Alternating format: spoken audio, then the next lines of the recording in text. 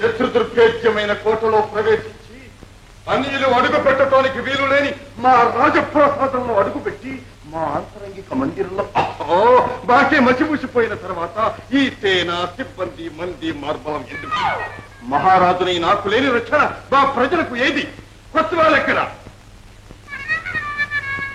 మహారాజా మన్నించండి, పట్టుకోవాలనే ప్రయత్నించాం, చంపడానికి కూడా నిర్ణయించుకున్నాం. కానీ వాడి జన్మ నక్షత్రం మంచిదేమో, అదృష్టం కొంది తప్పించుకుని తుర్రుమని పారిపోయాడు. వాజమ్మలు, చేతగాని సత్తమ్మలు, ఇంతమంది వీరాధి వీరులు మూకుమ్మడిగా వెంటాడుతున్నా పోరాడి తప్పించుకుపోయిన యువక వీరుణ్ణి రప్పించి గౌరవించాలా, లేక మీ చేతగానితనానికి మిమ్మల్ని శిక్షించాలా? ఆ ప్రయత్నం ఇంకా విరమించలేదు మహారాజా.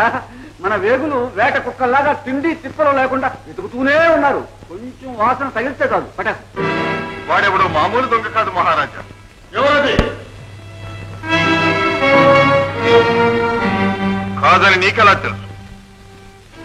మామూలు దొంగ అయితే మందిరంలో ప్రవేశించి అమూల్య వస్తువులు అపహరించుకుపోతాడు, కానీ మీ ముఖానికే మసిరాసెందుకు పోతాడు మహారాజా? ఓహో, అవును అవును మహారాజా, అతని మాటల్లో సత్యం లేకపోలేదు. ఒకవేళ ఈ చోరుడెవడో మన మందిర మర్మాలు తెలుసుకోవచ్చున్న శత్రుచారుడై ఉండవచ్చు. వచ్చిన పని చేసుకున్నాను అని తెలుపడానికి ఏదో విరోధంగా మీ ముఖానికి మసిపూసి ఉంటాడు. ఆపండి కొత్తవాళ్ళు గారు, ఆపండి. చారుడో చోరుడు రేపు తెల్లవారు లోపల వాడిని తీసుకొచ్చి మాకు అప్పగించండి. లేకపోతే మీ ఉద్యోగం వదిలిపెట్టి వెళ్ళిపోవడానికి సిద్ధంగా ఉండండి.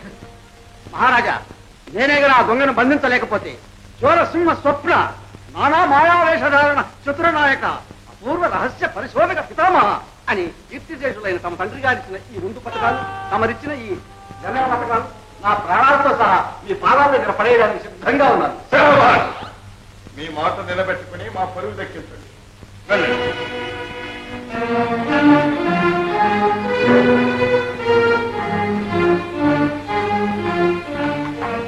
కొత్తవాళ్ళు గారు, దొంగను పట్టుకోవటానికి పెడదామా? చూస్తానే.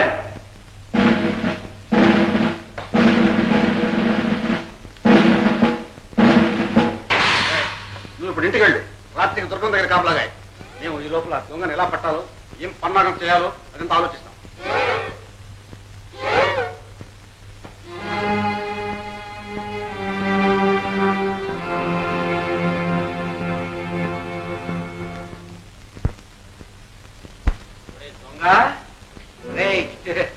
మహారాజు గారికి మసిపూసిపోతావరా నువ్వు?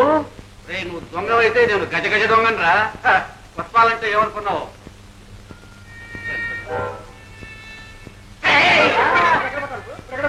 ఎక్కడ పోతారా నువ్వు?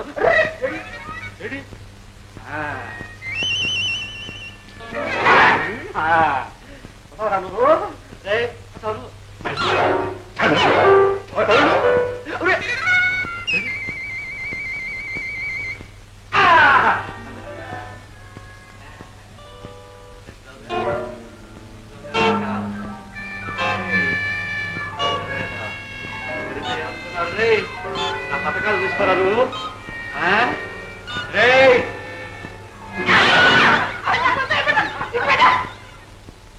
అయ్యో నా రాత, ఉన్నమతే ఉసిరికాయంత, అది కష్టపోయింది పోయిందా? ఎందుకు దొంగ నీ దొంగరా? కాదు, దొంగని ఎలా పట్టు?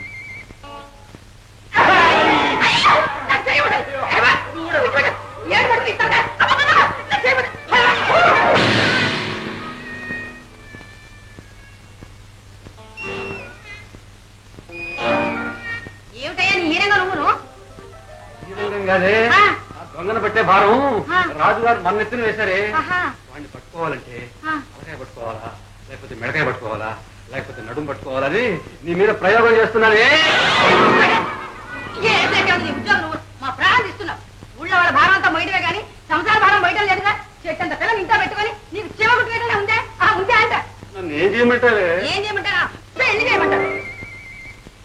ఎన్ని సంబంధాలు తెచ్చానే, నా మాట వినుండి ఆ రోజే పెళ్లి చేసి ఉంటే ఈ వరకు 6 బిడ్డలకు అమ్మమ్మ వేయిందని. నా మేనల్లుడు అని వచ్చిన సంబంధాలని నువ్వే తిరగొట్టావు. తిరగొట్టకపోతే నువ్వు తెచ్చిన సంబంధాలు వాడికి సాటే. ఎంత ఇది, నేనంటే వాడికి ఎంత ప్రేమ. అత్తయ్య అత్తయ్య అంటూ కొంగు పట్టుకొని తిరుగుతూ ఉండేవాడు. బిడ్డ ఎక్కడున్నాడో ఏమైపోయినాడు. ఏమండ్రా మీకు జ్ఞాపకం ఉందే మన పెళ్ళైన కొత్తల్లో జ్ఞాపకం చేస్తాను.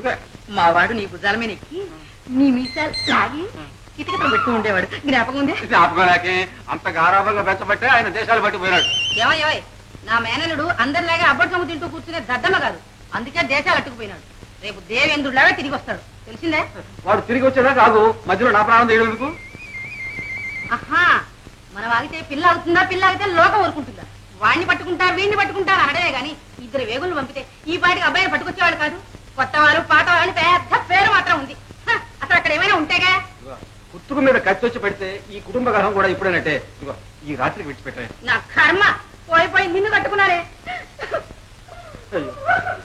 భగవంతుడా, ఇది ఏ లగ్నంలో పుట్టిందో. అమ్మ కావాలో కాసిన మనుషులు పట్టురా. మీ అమ్మ మీద దొంగ ప్రయోగం చేసి అలసిపోయినా.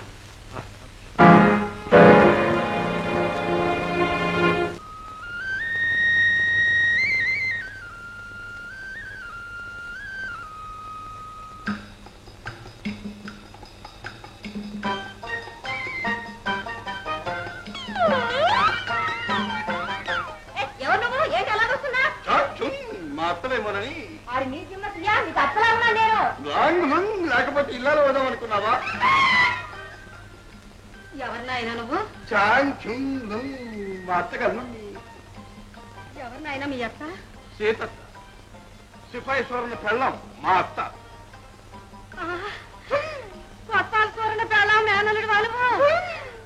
సీతమ్మా సీతమ్మా సీతమ్మా, మరే మరే ఎవరు చూడ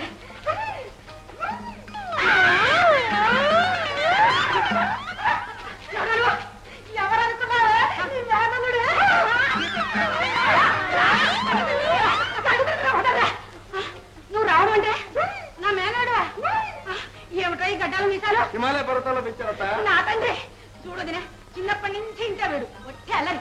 నేనంటే పంచప్రాణం. వచ్చే కావడు కావచ్చు. బావా ఎవరి చెప్తా? అవును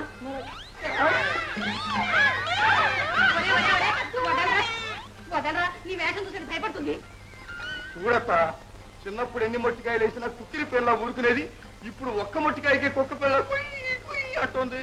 అంటే నేను పెళ్ళాను. ఆడపిల్లలంతేరా, ఇన్ని రోజుల నుంచి బావే నా మొగుడని నిన్నే కలవరిస్తున్నాం. లోపల తీసుకెళ్ళి సీతమ్మా. అలానే వదిలే రానైనారా. ఎవరు వచ్చారో చెప్పుకో. అయ్యా నా సంబడా, ఏమిటి అలా చూస్తున్నా? ఎవరు అనుకుంటున్నా? నా మేనలుడు రావుడు.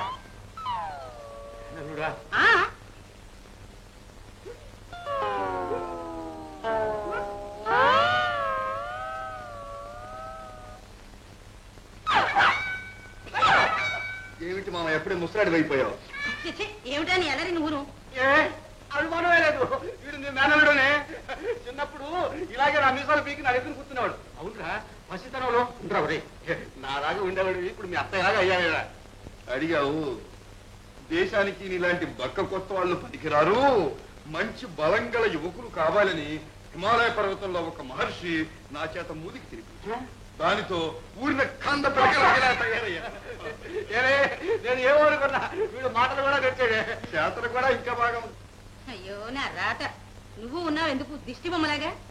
అది సరిగాని రావుడు, ఇంతకాలం నువ్వు ఎక్కడున్నావు, ఏం చేస్తున్నావు? అడిగావు, అడుగుతావని నాకు తెలుసు. అత్తయ్య అత్తయ్య ఎడపడా చూచుకుంటూ అలా అలా ఆకాశ గంగ దాకా ఇంకా ఎంత కష్టపడ్డావు నాయన. ఆ తర్వాత కైలాస శిఖరం మీద 6 నెలలు కాళ్ళు పైకి తల కిందకి పెట్టి తపస్సు. వినవయ్యా, ఒక మహర్షి ప్రత్యక్షమై, అరే అరే రాముడు, నువ్వు చేసిన తపస్సు చాలురా, ఇంకా ఇంటికి వెళ్ళి నీ మేనమావ కూతుర్ని పెళ్లి చేసుకుని లోకోద్ధరణ చేయరా అని. నా తండ్రి, నువ్వు వస్తావని నాకెప్పుడో తెలుసు. ఇదిగో ఏమయ్యావు, నీ చెబితే నా మాట నమ్మేవా? సరేలేవే, అల్లుడు వచ్చాడని సంబరంతో అసలు సంగతి మర్చిపోతేలా? నేను రంగు చేసుకుంటాను కదా. అది కాదు, పాప వాడు ఎప్పుడు తిన్నాడో ఏం తిన్నాడో పోయడానికి స్నానానికి ఏర్పాటు చేయి. అలానే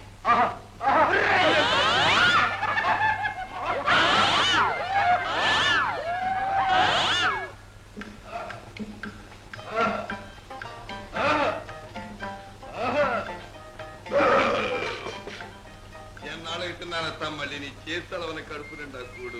మా నాయనే రేపు గోంగూర పచ్చడి చేసుకుందాం. మరి గారిలో అలానే కావుడు బాగా తాంబూలం ఇవ్వు.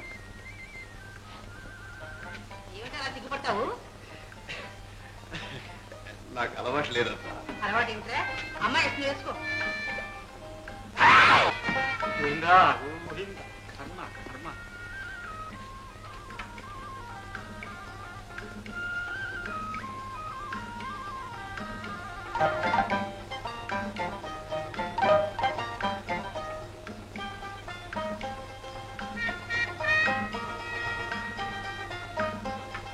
మామయ్యా ఏమయ్యా ఎక్కడికి వెళ్తున్నావు? అత్తయ్యా ఏమున్నాయనా? మామయ్య ఇంట్లో పడుకోవట్లేదా? అయ్యో నా రాత అది ఎందుకు అడుగుతాను ఆయన? ఎవరెక్కడ దొరుకుతారా అని రాత్రులు నీ తట్టుకొని తిరగటమే మీ మావయ్య పని. అమ్మా ఇంత వయసు వచ్చిన ఇదేం పాడు బుద్ధి మావయ్య నీకు? రంబలాంటి అత్త ఇంట్లో పెట్టుకుని ఊరమ్మడి తిరుగుతావా? నా కర్మ నేను చేసే పని అది. నువ్వేమైనా మావయ్య ఇంత వయసు వచ్చిన తర్వాత నీకు బుద్ధి మంచిది కదా. దొంగను పడ్డాను పోయ్. దొంగ పడతానికి నీ చేత పట్టుబడి దొంగ వేధం వాడేవాడట. ఎవడా చూడు చూస్తే తెలుస్తుందో మనిషిని చూస్తే తెలుస్తాడు. మనిషిలో ఉంది మెదడులో ఉంది. ఏయ్, బ్రహ్మాండమైన దొంగ ఊళ్ళో తిరుగుతున్నట్ట. వాడిని పట్టుకోమని మహారాజు గారు ప్రత్యేకంగా మనల్నే కోరారు. మామయ్య నేను నీ వెంట వస్తాను మామయ్య. నువ్వు దొంగను ఎలా పడతావో నేను చూడాలనుంది మామయ్య. నువ్వెందుకు రా తిరిగి తిరిగి వచ్చావు హాయిగా పడుకొని రే దొంగను పట్టడం అంటే బొమ్మలాట కాదు అయ్యే నువ్వు జరుపుకుంటావు. అర్థం మరేం పర్వాలేదు మామయ్య. మీసాలు పెంచిన పెద్ద పిల్లని ఉంటే నీ వెనకాల నేను ఉంటాను మామయ్య. ఉన్నాననుకో అది కాదు బెదిరే ఉంటే రాత్రులు కళ్ళలో గిల్లు వస్తాయి. మరేం పర్వాలేదు వద్దంటుంటే అయ్యా పోయినా చెప్పు అత్తయ్యా నన్ను తీసుకెళ్ళమని. ఇదిగో ఏమయ్యో అబ్బాయి సరదా పడుతుంటే వద్దంటావే? పైగా దొంగలు పడ్డానికి వెళ్తున్నావు. నాకు భయంగా ఉంది, నువ్వు బలహీనంగా ఉన్నావు. అబ్బాయిని తోడు తీసుకెళ్ళు. ఏవే నేను ఒక్క మాట చెప్తున్నా వాడు దడుచుకుంటే మాత్రం నా పూచి కాదు. వెళ్ళాను. పదా అదా నువ్వు పెద్దాడి ముందు పదా. కర్ర నీ చేతులు కర్ర సరే తలుపేసుకో.